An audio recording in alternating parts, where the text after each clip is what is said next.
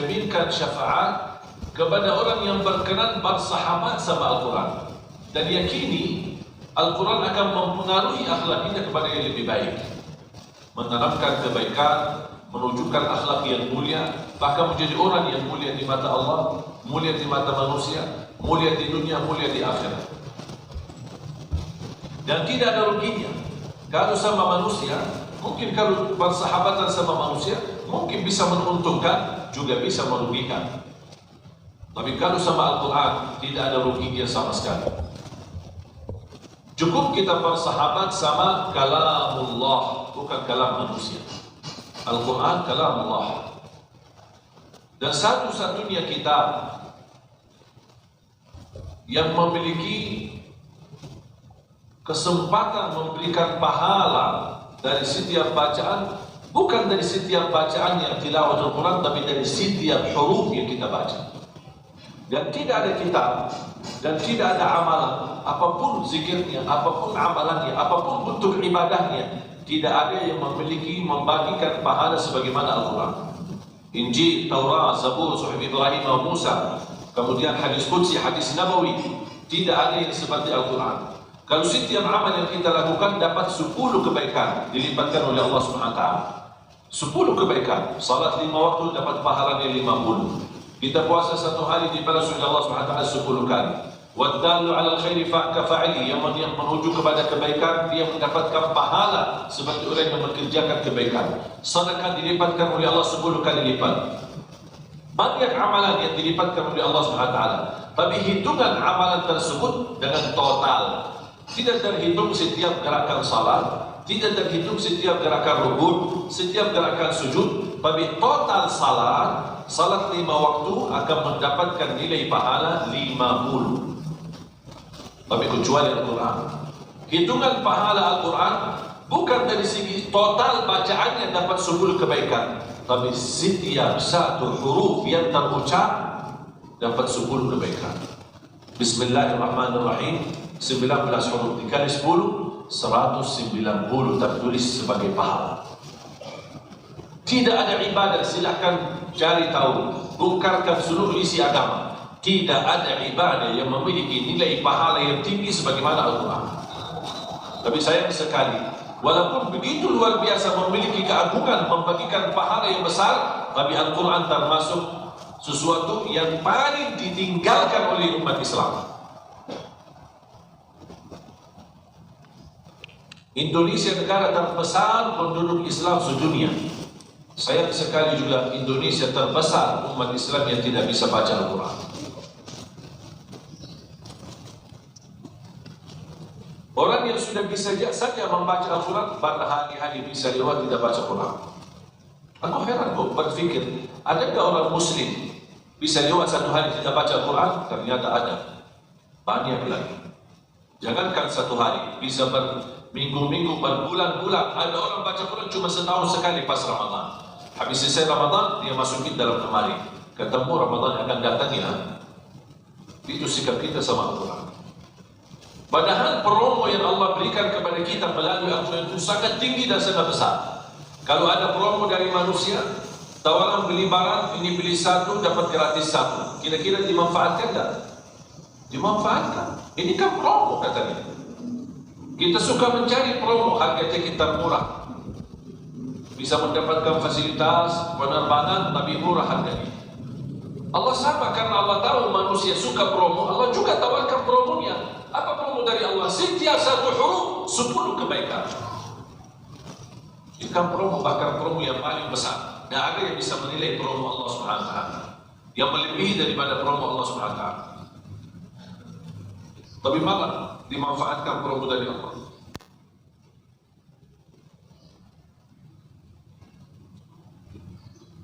Dan semestinya bagi setiap muslim minimal khatam Al-Quran dalam 1 bulan 1 kali, bukan seumur hidup 1 kali. Saya pernah diundang satu acara di salah satu daerah di Jawa, acara syukuran. Saya tanya, acara syukuran apa? Oh, anak kami sudah khatam Al-Quran. Saya kaget, Masya Allah khatam. Kalau istilah khatam kita di Madinah, kata khatam berarti sudah hafal. Begitu saya panggil anaknya ini tes hafalannya, maaf Syekh, kayaknya salah faham. Ini anak kami sudah baca Al-Quran sampai khatam, hanya baca bukan hafal. Dan kami punya budaya kalau anak kami bisa khatam Al-Quran dalam membaca, kami bikin acara syukuran. Dan ini seumur hidup satu kali. Syukuran seumur hidup satu kali karena khatam seumur hidup satu kali Al-Quran. Padahal mengkhatam Al-Quran dalam 1 bulan 1 kali itu termasuk metode mudah khatam Al-Quran bagi orang yang paling malas. Ini yang paling malas 1 bulan 1 kali. Itu yang paling malas, berarti setiap hari 1 juz. Kalau berbulan-bulan habis belum bisa khatam Al-Quran, lebih baik disalati. Inna lillahi wa inna ilaihi raji'un, sudah mati hatinya. Nauzubillah min dzalik. Kok bisa berbulan-bulan lewat dah khatam? Saya ketika baca manaqib Imam Syafi'i, setiap Ramadan khatam Al-Quran 60 kali. Imam Syafi'i khatam 60 kali dalam 1 Ramadan. Bapak Ibu berapa kali khatam?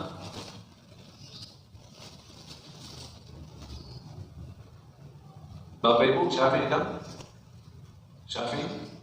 Ahlus Sunnah wal Jamaah dan Syafi'i? Halo? Syafi'i kan? Yang ikut Syafi'i angkat tangan. Semua Imam Syafi'i? Mengikuti pada Imam Syafi'i? Ahlus Sunnah wal Jamaah? Mohon maaf, berapa kali sudah khatam? Katanya ikut Syafi'i. Imam Syafi'i 60 kali khatam dalam 1 Ramadan. Berapa kali kita khatam? Oh ya, mungkin anda salah faham ya. Mohon maaf, kami memang Syafi'i tapi hanya fikih saja. Kalau amalan belum. Berarti kita masih separuh Syafi'i. Mohon maaf Imam Syafi'i. Kami hanya pura-pura mengikuti. Hanya nama. Tapi amalannya belum, masih jauh. Saya tidak minta Bapak Ibu khatam Al-Quran seperti Imam Syafi'i sampai 60 kali. Saya tidak minta Bapak Ibu seperti Rasulullah 1 minggu 1 kali, mulai Sabtu khatam Jumat. Saya tidak minta Bapak Ibu khatam Al-Quran setiap 3 hari sekali sebagaimana beberapa sahabat Rasulullah SAW. Saya tidak minta Bapak Ibu khatam setiap bulan 1 kali dalam salat tahajudnya sebagaimana Uthman Ibnu Affan radhiyallahu anhu. Tapi saya minta 1 hari 1 juz, 30 hari 30 juz. Dan berita gembira, guru saya telah memfatwakan orang yang membaca Al-Quran wal qari'u wal mustami'u ajruhuma sawa. Yang membaca sama yang simak mendengar pahalanya sama. Setiap 1 huruf 10 kebaikan. Berarti yang punya alasan tidak bisa baca Quran masih bisa simak, masih bisa dengar, dan pahalanya tetap sama. Setiap 1 huruf yang kita dengar dapat 10 kebaikan.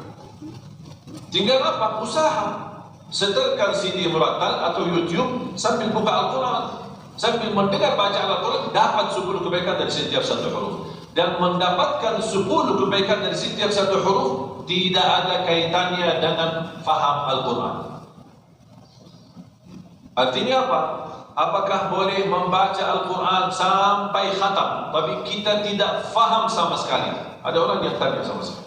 Saya menjawab, boleh. Boleh. Walaupun tidak faham sama sekali isi Al-Quran, tetap dapat standar setiap 1 huruf 10 kebaikan. Baca dan faham lebih tinggi lagi pahalanya. Baca, faham dan menghayati lebih besar lagi pahalanya. Baca, faham, hayati dan mengamalkan lebih mulia lagi. Tapi kalau tidak bisa meraih semuanya, jangan tinggalkan standarnya. Membaca dan simak, mendengar dapat 10 kebaikan dari setiap 1 huruf. Dan ini bukan kata saya, tapi kata Rasulullah SAW. Man qara'a harfan min kitabillah falahu hasanah wal hasanatu bi'ashri amthaliha. La aqulu alif lam mim harf, walakin alifun harf wa mimun harf wa lam alifun harf wa lam harf wa mimun harf.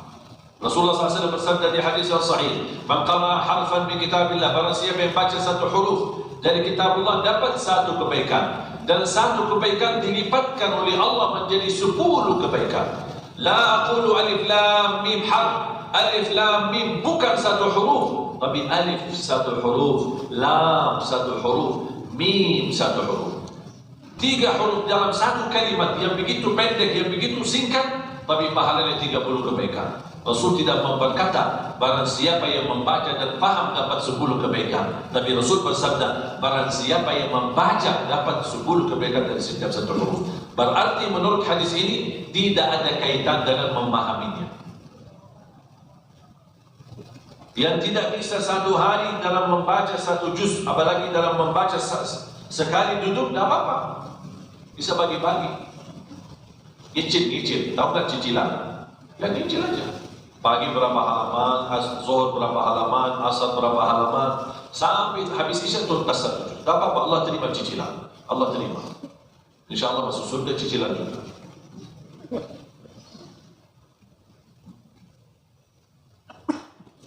Bapak Ibu jamaah sekalian, barang siapa yang ingin mendengar Allah berbicara, barang siapa yang ingin Allah mendengar Allah berbicara, perhatikan Al-Quran. Itu kalam Allah. Allah sedang berbicara sama kita. Kalau ada biodata yang mau disampaikan oleh presiden atau dari orang-orang tertentu atau pengumuman atau terkait apapun persoalan, kita mau nggak dengar biodata itu? Kita ingin tahu kan apa pesan-pesan di dalam biodata itu, sambutan. Apalagi kalau kita terima WA dari grup manapun, dia kirimkan sebuah cuplikan video atau tulisan-tulisan dari guru-guru yang kita cintai, dai-dai yang kita cintai, para asatidz yang kita cintai. Kira-kira kalau kita melihat ada pesan masuk dari guru, apa itu Ustaz Abdul Samad, apa itu Ustaz Adi Hidayat, atau siapapun Ustaz-Ustaz yang kita kenal dan kita cintai ilmu-ilmu mereka, kira-kira akan diabaikan atau dibaca? Dibaca kan? Dibaca, diperhatikan. Kalau videonya ditonton, mudah-mudahan menjadi tontonan. Begitu luar biasa kita bisa memperhatikan pesan-pesan dari guru, pesan-pesan dari ulama. Al-Quran pesan-pesan dari Allah. Kalau bahasa sekarang, saya berani berkata, Al-Quran WA dari Allah. Itu pesan membaca, ini WA dari Allah.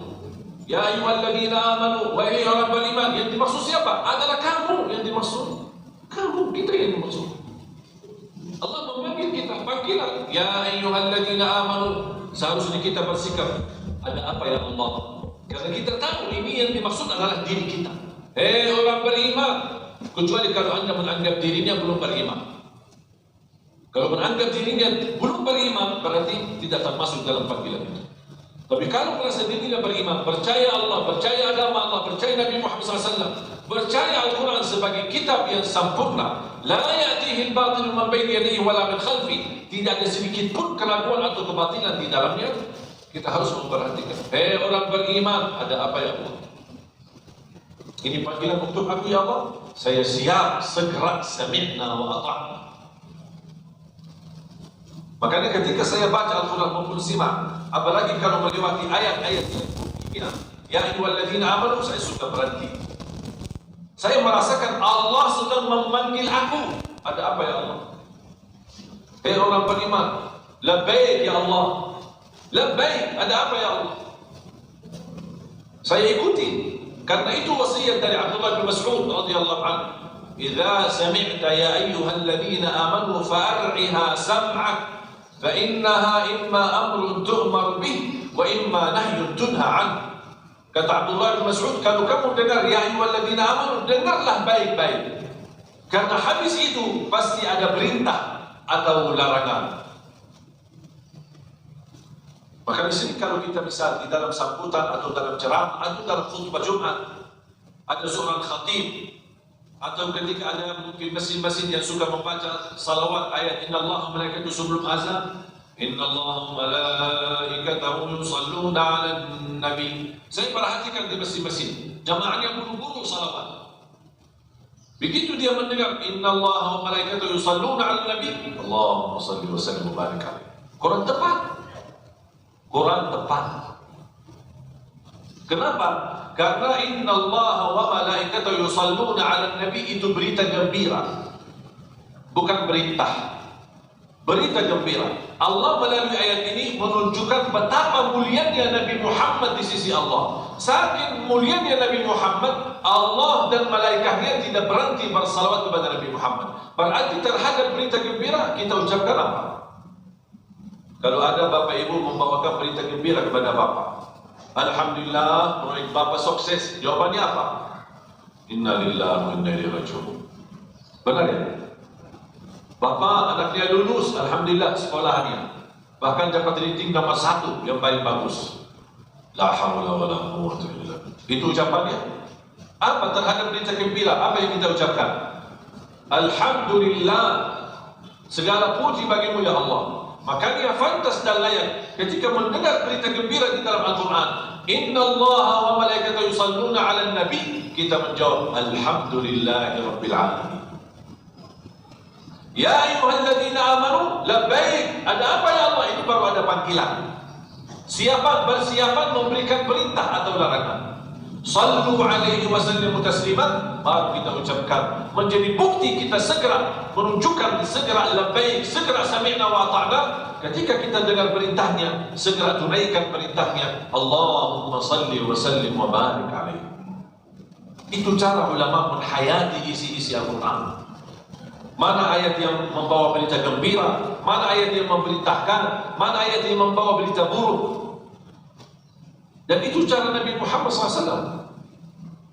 Jangankan di luar salat, di dalam salat pun begitu cara Nabi Muhammad SAW. Terhadap ayat berita gembira dia mengucapkan Alhamdulillah. Terhadap ayat yang membahas masalah surga, dia memohon kepada Allah surganya. Ketika ayat yang membahas neraka, dia berlindung kepada Allah dari siksa neraka. Na'udzubillahi minan nar. Allahumma ajirna minan nar. Ini di dalam salat, apalagi di luar salat. Innal ladzina amanu wa 'amilus salihati sayaj'alu lahumur rahmanu wudda. Innal ladzina amanu wa 'amilus salihati lahum jannatun tajri min tahtiha al-anharu khalidina fiha. Ketika Rasul baca ayat yang berbunyi surga, apalagi berita membawakan kita masuk ke surga, Rasulullah SAW suka mengucapkan Allahumma nas'aluka al-jannah. Ya Allah, aku mohon surga. Ketika ayat azab, ayat neraka, na'udzubillahi min dzalik. Allahumma ajirna min adzabik, Allahumma ajirna minan nar. Ya Allah, selamatkanlah kami dari neraka. Begitu cara Rasulullah SAW menghayati ayat Al-Quran. Bapak Ibu jamaah sekalian dimuliakan Allah SWT, perlu kita tingkatkan. Mungkin masih kita posisinya jauh, dan saya bisa memastikan bisa habis umur kita belum bisa memahami seluruh isi Al-Quran.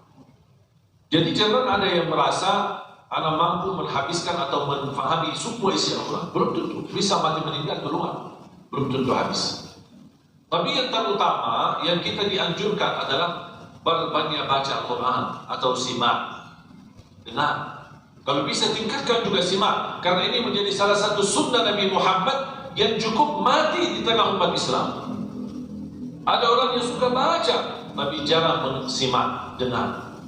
Padahal Rasul sendiri suka simak Al-Quran, suka dengar. Sampai panggil sahabatnya termasuk Abdullah bin Mas'ud, "Ya Ibn Mas'ud, iqra' alayya." Qala ya Rasulullah, "Kaifa aqra'u 'alayka wa 'alayka unzil?" Qala inni uhibbu an asma'ahu min ghairi.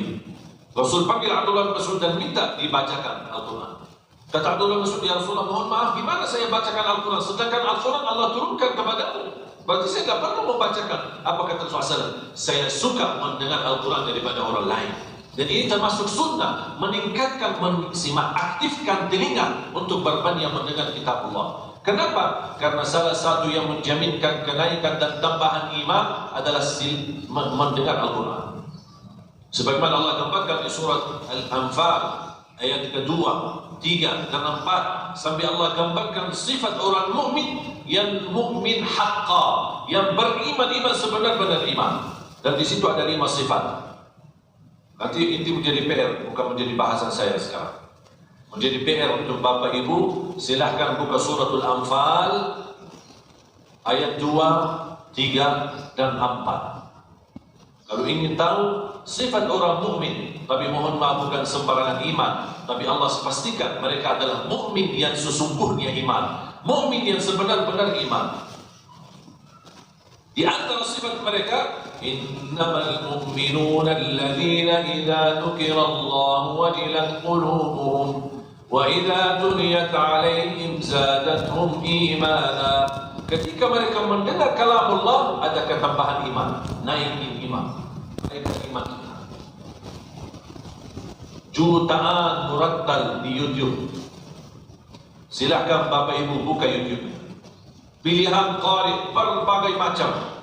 Ada yang bacaan yang merdu, ada yang bacaan yang cepat, ada yang bacaan yang khusyuk, ada yang bacaan tarawih, ada yang bacaan murattal untuk belajar. Semua tinggal pilih mana kira-kira yang selera dengan hawa kita, nafsu kita, hati kita, bisa merasakan sambung hatinya, bisa merasakan kenikmatan dan keindahan, ikuti. Sambil buka Al-Quran, sambil melihat ayat-ayatnya. Tidak usah kita ikut baca, cukup kita simak, membuka Al-Quran sambil dengar, dapat pahalanya setiap satu huruf 10 kebaikan.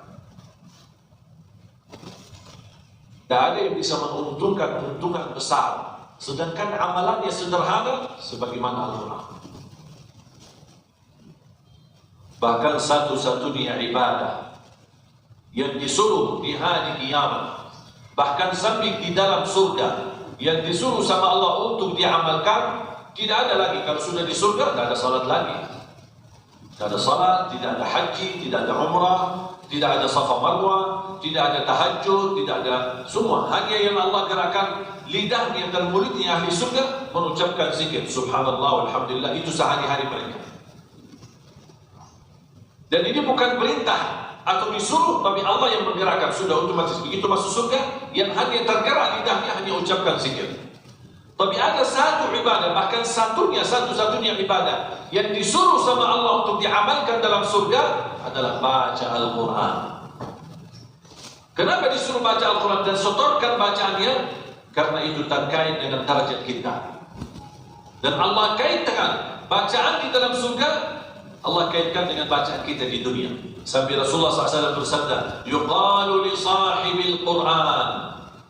Nanti di dalam surga, orang-orang yang memperhatikan Al-Quran, yang bersahabat, berteman sama Al-Quran di dunia, nanti di hari kiamat di dalam surga dia mendapatkan panggilan.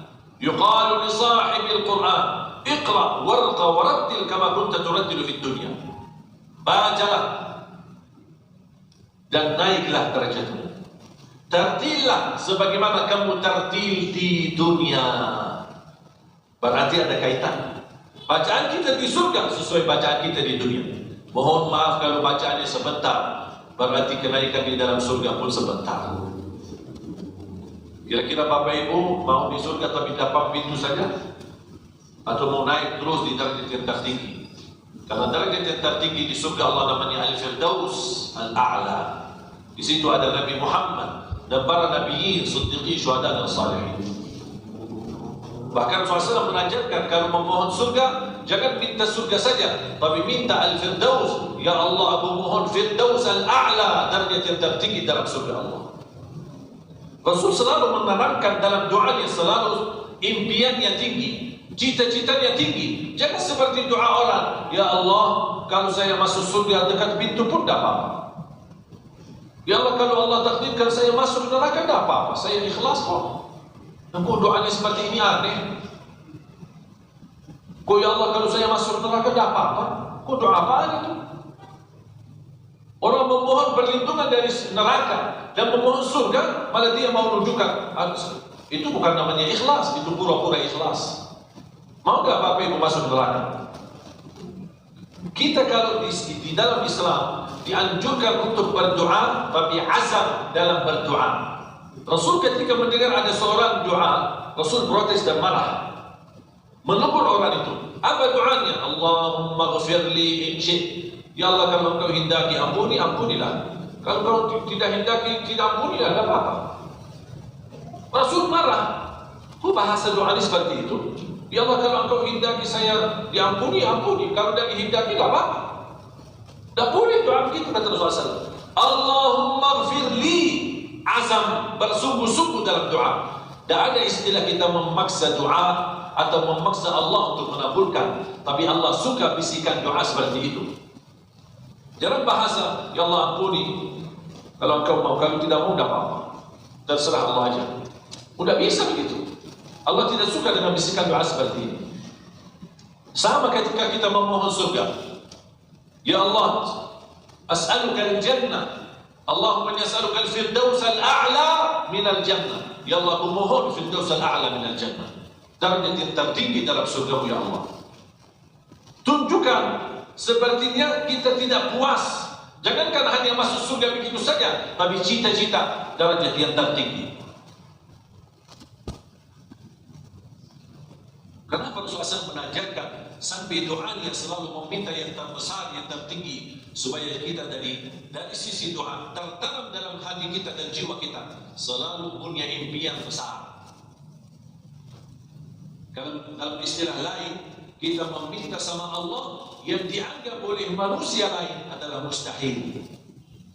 Justru bagi Allah yang mustahil bisa jadi kenyataan. Karena dalam istilah kamus kekuasaan Allah tidak ada kata mustahil. Mungkin di hadapan manusia ada yang mustahil, tapi bagi Allah tidak ada yang mustahil. Makanya selalu saya berdoa dan saya meyakini doa itu. Ya Allah, aku mohon, jangan cabut nyawa saya sampai saya mampu mencetak dan mewujudkan 1 juta penghafal Al-Quran di Indonesia, yang bacaannya sama dengan bacaan Nabi Muhammad SAW. Setiap masjid memiliki imam penghafal Al-Quran 30 juz. Itu selalu doa saya. Apalagi habis kemarin ditusuk, saya langsung tingkatkan lagi doa sampai saya, ya Allah jangan dulu ya Allah, tak boleh saya mati ya Allah. Jangan dulu. Saya bersungguh-sungguh dalam doaku. Ya Allah, wujudkan cita-cita ini menjadi 1 juta terlahir di Indonesia, tercetak di Indonesia menjadi penghafal Al-Quran. Kenapa saya memohon gitu? Karena saya yakini dengan adanya Al-Quran di tengah kita, dan kita makmurkan, perhatikan Al-Quran, kita agungkan Al-Quran, dan kita tiru akhlak Al-Quran adalah akhlak Nabi Muhammad, terjamin Indonesia berkat dan makmur. Kunci keberkahan Al-Quran, kunci keselamatan Al-Quran, persungguhan Al-Quran, perlindungan Al-Quran, kebahagiaan bersama Al-Quran, derajat yang terbesar bersama Al-Quran, mulia di mata Allah, mulia di mata manusia, dapat syafaatnya Al-Quran, dan Al-Quran akan membela kita mulai dari dalam kehidupan sampai kita mati, bahkan sampai habis mati Al-Quran masih mendampingi kita. Padahal kita hanya diminta mendampingi Al-Quran hanya di dunia, bersahabat sama Al-Quran hanya di dunia. Al-Quran akan menjadi sahabat kita di dunia. Al-Quran akan menjadi sahabat kita saat sakratul maut. Al-Quran akan menjadi sahabat kita saat di alam kubur, di hadapan munkar nakir. Al-Quran akan jadi sahabat kita saat kita dibangkitkan oleh Allah. Al-Quran akan memimpin kita saat hisab. Al-Quran akan mendampingi kita dan membawa cahaya supaya mampu jalan di atas sirat menuju surga. Sampai Al-Quran menantarkan kita ke pintu surga. Apakah begitu sampai ke pintu surga Al-Quran tinggalkan? Tidak. Al-Quran masih berkenan bersama kita sampai masuk ke dalam surga. Apakah sudah masuk surga Al-Quran tinggalkan? Tidak. Bahkan Al-Quran bersama kita sambil membawa kita naik ke derajat yang tertinggi di dalam surga Allah Subhanahu wa taala. Oleh karena itu kata Siti Aisyah radhiyallahu anha, jumlah tingkatan dalam surga Allah sesuai jumlah ayat Al-Quran. Oleh karena itu tidak ada yang lebih tinggi di dalam surga Allah daripada Ahlul Quran.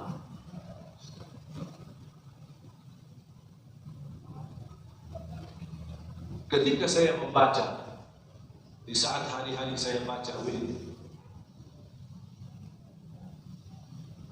jujur saja Bapak Ibu, apa yang saya rasakan dari keindahan Al-Quran, saya mohon sama Allah, ya Allah, mudah-mudahan jamaah sunnah bisa merasakan betapa indahnya Al-Quran, betapa luar biasa. Sampai saya mencari kalimat dengan perasaan saya ini, saya ingin mencari apa kata-kata yang kira-kira bisa menyampaikan apa yang saya maksud. Cari kalimatnya atau kata-kata apa yang saya rasakan. Wallahi Bapak Ibu, kadang-kadang ada perasaan yang tidak bisa diungkapkan, tidak bisa dijelaskan. Tapi saya ketika habis memfikirkan berkali-kali, saya bisa menemukan satu kalimat, mudah-mudahan mewakili semua perasaan yang saya rasakan ketika bersama Al-Quran. Kalimatnya apa? Wallahi Al-Quran itu nikmat. Wallahi nikmat. Miskin orang yang tidak bisa merasakan kenikmatan Al-Quran. Wallahi miskin yang sebenar-benar miskin yang tidak bisa merasakan kenikmatan Al-Quran. Cukup kalau kita bersama Al-Quran, kita dibawa suasana Allah Subhanahu wa Ta'ala. Jangankan hanya malaikat yang mendengar bisikan dan lantunan bacaan Al-Quran, Allah suka mendengar bacaan kita. Masa kita tidak semangat untuk memperhatikan Al-Quran? Ada seorang tabi'in, Abu Abdurrahman Abdullah bin Habib As-Sulami, yang sempat belajar Al-Quran dari 5 sahabat Rasulullah SAW. Beliau mempelajari dan mengajar Al-Quran kepada anaknya, muridnya, kepada lingkungannya sampai 70 tahun.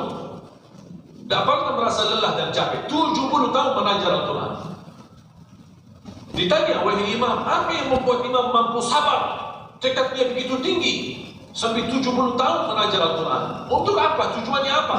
Apa kata beliau? Cita-cita saya masuk dalam golongan bersabda Rasulullah, khairukum man ta'allama al-Qur'ana wa 'allama. Sebaik-baik manusia yang mempelajari Al-Quran dan mengajarnya. Mau enggak Bapak Ibu menjadi sebaik-baik manusia? Sebaik-baik antara kalian Al-Quran. Menjadikan kita mulia di dunia, mulia di akhirat. Salah satu contoh sederhana. Bapak Ibu suka nonton acara Hafiz Indonesia? Sudah lihat acara Hafiz Indonesia? Anak-anak di bawah usia 10 tahun, kira-kira gimana Bapak Ibu? Suka nggak acara itu? Kalau orang anak-anak itu kira-kira dikagumi dan dicintai Bapak Ibu nggak? Mencintai mereka? Anak-anak kan? Di bawah 10 usia 10 tahun. Apa yang membuat mereka dikagumi oleh Bapak Ibu? Dicintai oleh Bapak Ibu? Dan saya yakin kalau ada salah satu peserta Hafiz Indonesia datang ke sini, pasti Bapak Ibu berikut untuk salaman. Saking begitu mulianya dan kita agumi. Apa yang membuat mereka, Bapak Ibu kagumi mereka ini? Apakah karena anak pejabat? Atau karena anak kesultanan? Atau anak keturunan kerajaan? Atau karena dia dari keluarga raja? Atau dari keluarga kaya? Tidak. Satu yang membuat Bapak Ibu cinta mereka, karena Al-Quran. Bacaan mereka begitu indah, bacaan mereka begitu fasih, melantunkan bacaan yang merdu suaranya, sampai menghafal berjuz-juz, bahkan sampai ada yang 30 juz. Bahkan kita begitu mempendengi mereka. Mudah-mudahan anak kita bisa seperti mereka. Begitu luar biasa. Ini anak-anak bisa jadi mulia di mata Bapak Ibu, dan saya yakini mereka mulia di mata Allah. Kalau Allah sudah memuliakan mereka, tidak ada yang manusia yang mampu menghinakan mereka. Dan kunci terjamin kemuliaan kita di dunia dan di akhirat bersama Al-Quran. Mohon doa restu. Perjuangan kami untuk mencetak 1 juta penghafal Al-Quran, alhamdulillah sudah jalan dan sudah terbangun. Alhamdulillah puluhan markas dan pesantren untuk mewujudkan program 1 juta penghafal Al-Quran. Bukan baru jalan, sudah jalan. Bahkan sudah alhamdulillah terlahir ratusan para penghafal Al-Quran. Dan setiap mereka menghafal Al-Quran, kami hadiahkan umrah. Tujuannya sebenarnya bukan hadiah umrah, tapi cita-cita saya mereka bisa setor hafalan di hadapan imam besar Masjidil Haram dan Masjid Nabawi. Karena saya ingin sebagaimana orang Indonesia diakui di tanah air, saya juga ingin mereka diakui di tanah suci. Itu menjadi harapan saya. Mohon doa restu, dan saya harap program 1 juta penghafal Al-Quran bukan menjadi milik Ali Jabir, tapi saya harap menjadi milik kita bersama. Perjuangan kita bersama, amal saleh kita bersama, wakaf kita bersama, perjuangan kita bersama, supaya besok di hari kiamat, walaupun kita gagal menjadi penghafal Al-Quran, insyaAllah karena kita memfasilitasi para penghafal Al-Quran, Allah anugerahkan pahala yang begitu luar biasa tanpa batas, dan Allah berikan syafaatnya Al-Quran. Karena mohon maaf, syafaat Al-Quran bukan hanya untuk orang yang hafal. Yang hafal, yang membaca, mengamalkan, dan termasuk orang yang memfasilitasi para penghafal Al-Quran, menjadi orang tua asuh untuk penghafal Al-Quran, membina para penghafal Al-Quran, akan terjamin mendapatkan pahalanya, dan Allah tidak keberatan menggabungkan kita menjadi keluarga Allah adalah keluarga Al-Quran. Saya doakan mudah-mudahan para hadirin menjadi keluarga Al-Quran, penghafal Al-Quran, pencinta Al-Quran, berakhlak Al-Quran. Ayo kita semangat untuk tanamkan cinta Al-Quran kepada anak-anak kita. Kalau kita gagal menjadi penghafal Al-Quran, jangan gagalkan anakmu dan cucumu menjadi penghafal Al-Quran. Jangan berkata saya tidak bisa, semuanya bisa. Kalau tidak bisa dari segi ilmu, dari segi tenaga, dari segi ngajar, kita masih bisa memfasilitasi. Hadirkan guru, habiskan hartanya, habiskan biaya, habiskan hartamu dan rezekimu untuk Al-Quran. Itulah yang akan menjadi berguna dan bermanfaat, bukan harta yang diwarisi. Justru harta yang diwarisi bisa mengakibatkan azab atau bisa mendatangkan hisab yang berat di hadapan Allah. Kita yang bekerja keras, capek, lelah, mensisahkan harta dan untuk keturunan kita, tapi mereka ahli waris salah gunakan harta. Bukan Allah hisabkan mereka ahli waris, tapi Allah hisabkan kita, karena kita yang mewarisi harta itu kepada mereka. Tidak ada yang warisan lebih mulia daripada Al-Quran. Warisilah Al-Quran kepada mereka. Cinta Al-Quran, perhatikan Al-Quran. Dijamin kalau mereka bersama Al-Quran, Allah lancarkan rezekinya, Allah sehatkan badannya, Allah lancarkan usahanya, Allah jaminkan kekayaan di dunia dan kaya di akhirat, kebahagiaan di dunia dengan kebahagiaan di akhirat. Semua dijamin kalau kita bersama Al-Quran. Sebelum saya tutup doa, mohon izinkan sebentar saya akan serahkan kepada panitia. Selepas ini kita insyaAllah sama-sama tutup doa dan bermunajat kepada Allah. Mudah-mudahan apa yang kita cita-citakan, apa yang kita hajatkan kepada Allah, termasuk insyaAllah mewujudkan 1 juta penghafal Al-Quran, mudah-mudahan menjadi amal salih untuk kita bersama, dan mudah-mudahan kita diterima di sisi Allah Subhanahu Wa Taala. Jangan kemana-mana, insyaAllah sebentar habis itu kita tutup doa.